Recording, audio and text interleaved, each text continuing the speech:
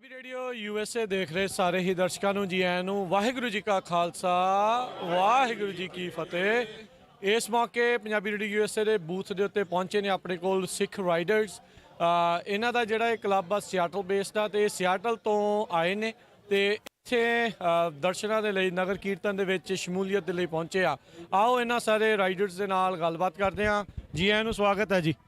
ਵਾਹਿਗੁਰੂ ਜੀ ਕਾ ਖਾਲਸਾ, ਸ਼੍ਰੀ ਵਾਹਿਗੁਰੂ ਜੀ ਕੀ ਫਤਿਹ। ਇਹ ਬੜੀ ਮਾਣ ਵਾਲੀ ਗੱਲ ਹੈ ਸਾਡੇ ਵਾਸਤੇ। ਪੰਜਾਬੀ ਕਮਿਊਨਿਟੀ ਦੀ ਇੰਨੀ ਬਹੁਤਾਇਤ ਔਰ ਇਹਦੀ ਹਾਜ਼ਰੀ ਔਰ ਇਹਦੀ ਪ੍ਰੈਜ਼ੈਂਸ ਜੋ ਇੱਥੇ ਸਾਨੂੰ ਦੇਖਣ ਨੂੰ ਮਿਲ ਰਹੀ ਹੈ ਉਹ ਅਨਬਲੀਵੇਬਲ ਹੈ। ਇਨਫੈਕਟ ਮੇਰਾ ਇਹ ਪਹਿਲਾ ਐਕਸਪੀਰੀਅੰਸ ਹੈ ਔਰ ਮੈਂ ਇੱਥੇ ਆਇਆ ਹਾਂ ਸਪੈਸ਼ਲੀ ਆਪਣਾ ਗਰੁੱਪ ਲੈ ਕੇ ਇੱਥੇ, ਜਿਹੜਾ ਕਿ ਵਾਸ਼ਿੰਗਟਨ ਸਿਆਟਲ ਬੇਸਡ ਸਾਡਾ ਮੋਟਰਸਾਈਕਲ ਕਲੱਬ ਹੈ। ਅਸੀਂ ਆਪਦੀ ਕਮਿਊਨਿਟੀ ਦੀ ਉੱਥੇ ਵੀ ਹਾਜ਼ਰੀ ਲਵਾਉਣ ਰਹੇ ਹਾਂ ਔਰ ਸਪੈਸ਼ਲ ਅਸੀਂ ਇੱਥੇ ਵੀ ਆਪਦੀ ਹਾਜ਼ਰੀ ਲਵਾਉਣ ਆਏ ਹਾਂ ਔਰ ਬਹੁਤ ਬਹੁਤ ਵਧੀਆ ਮੈਂ ਕਹਿੰਦਾ ਵੀ ਐਕਸਪੀਰੀਅੰਸ ਹੈ ਮੇਰਾ ਇਹ ਲਾਈਫ ਟਾਈਮ ਦਾ। ਔਰ ਮੈਂ ਚਾਹੁੰਦਾ ਵੀ ਇਸ ਤਰ੍ਹਾਂ ਅਸੀਂ ਇਨਫੈਕਟ ਅਸੀਂ ਹਰ ਸਾਲ ਅਸੀਂ ਇਸ ਤਰ੍ਹਾਂ ਅਸੀਂ ਇਹਦੇ ਹਾਜ਼ਰੀ ਭਰਦੇ ਰਹਾਂਗੇ, ਸ਼ਮੂਲੀਅਤ ਕਰਦੇ ਰਹਾਂਗੇ। ਸੋ ਵਿਕਰਮ ਵਿਰਕ ਜੀ, ਇਹ ਜਿਹੜਾ ਤੁਹਾਡਾ ਕਲੱਬ ਆ, ਤੁਸੀਂ ਇਹ ਜਿਹੜਾ ਮੋਟਰਸਾਈਕਲ ਕਲੱਬ ਆ ਸਿੱਖ ਰਾਈਡਰਸ, ਇਹ ਕਦੋਂ ਇਹਨੂੰ ਬਣਾਇਆ ਸੀਗਾ?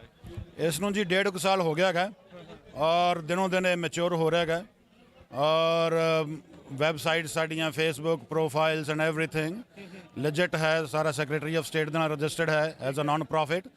ਔਰ ਹੋਰ ਵੀ ਜਦੋਂ ਵੀ ਕਮਿਊਨਿਟੀ ਸਰਵਿਸਿਜ਼ ਹੁੰਦੀਆਂ ਰਹਿੰਦੀਆਂ ਨੇ, ਸੋਸ਼ਲ ਸਰਵਿਸ ਹੋ ਗਈ ਜਾਂ ਕਮਿਊਨਿਟੀ ਸਰਵਿਸ ਹੋ ਗਈ, ਉਹਦੇ ਵਿੱਚ ਅਸੀਂ ਆਪਦਾ ਹਿੱਸਾ ਪਾਉਂਦੇ ਰਹਿੰਦੇ ਹੈਗੇ ਟਾਈਮ ਦੇ ਉੱਪਰ।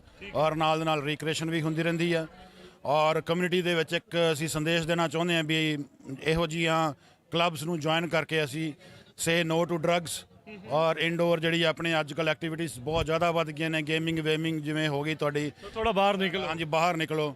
ਸੋ ਇਸ ਗੱਲ ਕਰਕੇ ਕਾਫੀ ਇਹਦਾ ਚੰਗਾ ਸਾਨੂੰ ਹੁੰਗਾਰਾ ਮਿਲ ਰਿਹਾ ਹੈਗਾ। ਕਿੰਨੇ ਕੁ ਰਾਈਡਰਸ ਨੇ ਤੁਹਾਡੇ ਇਸ time? ਸਾਡੇ ਕੋਲ ਤਕਰੀਬਨ 40 ਦੇ ਆਸ-ਪਾਸ ਡੈਡੀਕੇਟਡ ਮੈਂਬਰਸ ਹੈਗੇ ਨੇ ਫਿਲਹਾਲ ਔਰ ਅੱਗੇ ਵੱਧਦਾ ਜਾ ਰਹੇ ਹਾਂ ਅਸੀਂ। ਠੀਕ ਹੈ। ਤੁਹਾਡੇ ਉੱਥੇ ਵੈਦਰ ਨੂੰ ਲੈ ਕੇ ਇਦਾਂ ਆ ਵੀ 8-9 ਮਹੀਨੇ ਮੀਂਹ ਪੈਂਦਾ ਰਹਿੰਦਾ ਆ ਤੇ ਪਰ ਤੁਸੀਂ ਉੱਥੇ ਮੋਟਰਸਾਈਕਲ ਕਲੱਬ ਚਲਾਇਆ, ਥੋੜਾ ਮੁਸ਼ਕਲ ਨਹੀਂ ਹੁੰਦੀ? ਇਸੇ ਕਰਕੇ ਅਸੀਂ ਜਦੋਂ ਸਾਡੇ ਕੋਲੇ ਨਾ ਬੜਾ ਲਿਮਿਟਡ ਟਾਈਮ ਹੁੰਦਾ ਹੈਗਾ, 4 ਕੁ ਮਹੀਨੇ ਦੇ ਆ, ਉਸ 4 ਮਹੀਨੇ 'ਚ ਅਸੀਂ ਇਹਦੀ ਸਾਰੀ ਰੀਝ ਰਾ ਲਈ ਦੀ ਆ। ਸੋ ਪੜਾਸ ਕੱਢ ਦੇਣੀ ਆ। ਕਿਉਂਕਿ ਸਾਨੂੰ ਪਤਾ ਹੈ ਕਿ ਵਾਸ਼ਿੰਗਟਨ ਦਾ ਜਿਹੜਾ ਵੈਦਰ ਹੈ ਉਹ ਬੜਾ ਯਾਨੀ ਕਿ ਮੀਂਹ ਪੈਂਦਾ ਰਹਿੰਦਾ, ਡਿਪਰੈਸਿੰਗ ਜਿਹਾ ਹੋ ਜਾਂਦਾ ਹੈਗਾ 6 ਮਹੀਨੇ। ਸੋ ਬੇਸਿਕਲੀ ਸਾਡੇ ਕੋਲ ਜਿਹੜੇ 3-4 ਮਹੀਨੇ ਹੁੰਦੇ ਅਸੀਂ ਪੂਰਾ ਦਬਲ ਕੇ, ਜਿਹਨੂੰ ਆਪਾਂ ਕਹਿੰਦੇ ਨਾ ਐਕਟੀਵਿਟੀ ਸਾਡੀਆਂ ਹਰ ਵੀਕਐਂਡ ਦੇ ਉੱਪਰ ਅਸੀਂ ਬੁੱਕ ਹੁੰਦੇ ਆ। ਕਿਤੇ ਜਾਂ ਤਾਂ ਕੋਈ ਰਾਈਡ ਹੁੰਦੀ ਆ ਜਾਂ ਕੋਈ ਸੋਸ਼ਲ ਸਰਵਿਸ ਹੁੰਦੀ ਆ ਜਾਂ ਕੋਈ ਇਸ ਤਰ੍ਹਾਂ ਦਾ ਸਮਾਗਮ ਹੁੰਦਾ ਆ, ਕੁਛ ਨਾ ਕੁਛ ਚੱਲਦਾ ਹੀ ਰਹਿੰਦਾ ਸਾਡਾ। ਸੋ ਉੱਥੇ ਵੀ ਹੋਰ ਮੋਟਰਸਾਈਕਲ ਕਲੱਬਸ ਵੀ ਹੋਣਗੇ, ਉਹਨਾਂ ਦੇ ਨਾਲ ਫਿਰ ਕਿੱਦਾਂ ਤਾਲਮੇਲ ਰਹਿੰਦਾ? ਹਾਂਜੀ, ਐਕਚੁਅਲੀ ਹੋਰ ਮੋਟਰਸਾਈਕਲ ਕਲੱਬਸ ਹੈਗੇ ਨੇ। ਬੇਸਿਕਲੀ ਜਿਹੜਾ ਮੋਟਰਸਾਈਕਲ ਕਲੱਬ ਦਾ ਕੰਸੈਪਟ ਹੈਗਾ ਇਹ ਵੈਸਟਰਨ ਕੰਸੈਪਟ ਹੈਗਾ। ਸੋ ਆਪਾਂ ਜਦੋਂ ਜਾਂਦੇ ਆ ਤਾਂ ਇੱਕ ਤਰ੍ਹਾਂ ਦਾ ਬ੍ਰਿਜ ਬਣਦੇ ਹਾਂ ਅਸੀਂ, ਕਿਉਂਕਿ ਉਹ ਵੀ ਉਹਨਾਂ ਨੂੰ ਲੱਗਦਾ ਵੀ ਠੀਕ ਹੈ ਭਾਵੇਂ ਇਹਨਾਂ ਦੀ ਸਕਿਨ ਬਰਾਊਨ ਹੈ, ਇਹ ਡਿਫਰੈਂਟ ਨੇ, ਬਟ ਇਹਨਾਂ ਦੇ ਸ਼ੌਂਕ ਸਾਡੇ ਨਾਲ ਦੇ ਨੇ, ਇੱਕੋ ਜਿਹੇ ਹੀ ਆ। ਸੋ ਉਹਦੇ ਨਾਲ ਇੱਕ ਬ੍ਰਿਜ ਬਣਦਾ, ਅਸੀਂ ਉਹਨਾਂ ਨੂੰ ਅੰਡਰਸਟੈਂਡ ਕਰਦੇ ਹਾਂ, ਉਹ ਸਾਨੂੰ ਅੰਡਰਸਟੈਂਡ ਕਰਦੇ ਨੇ and it is working very good in favour of community.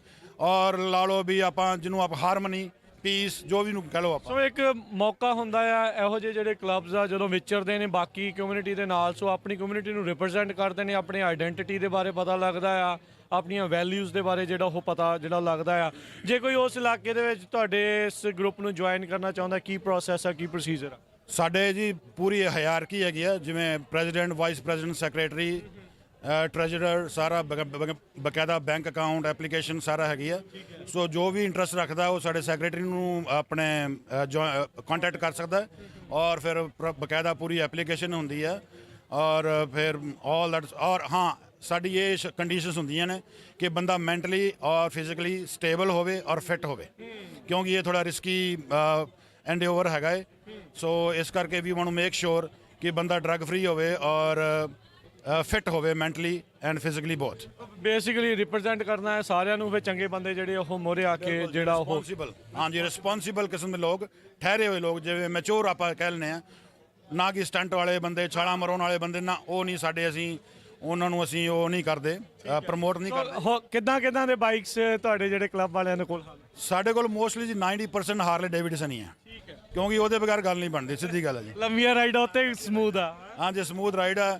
ਔਰ ਸੈਕੰਡਲੀ ਉਹ ਇੱਕ ਐਟੀਟਿਊਡ ਰਿਪਰੈਜ਼ੈਂਟ ਕਰਦਾ ਹੈ ਹਾਰਲੇ, ਜਿਹੜਾ ਡੇਵਿਡਸਨ ਹੈ, ਮੋਰ ਅਮਰੀਕਨ ਜਿੱਦਾਂ ਉਹਨੂੰ ਕਹਿੰਦੇ, ਮੋਰ ਓਵਰ ਐਗਜ਼ੈਕਟਲੀ। ਉਹਦੇ ਨਾਲ ਇਸ ਤਰ੍ਹਾਂ ਵੀ ਇੱਕ ਜਿਵੇਂ ਕਹਿੰਦਾ ਨਾ ਹਾਰਲੇ ਡੇਵਿਡਸਨ ਬ੍ਰਾਂਡ ਨਹੀਂ, ਇੱਕ ਐਟੀਟਿਊਡ ਹੈ।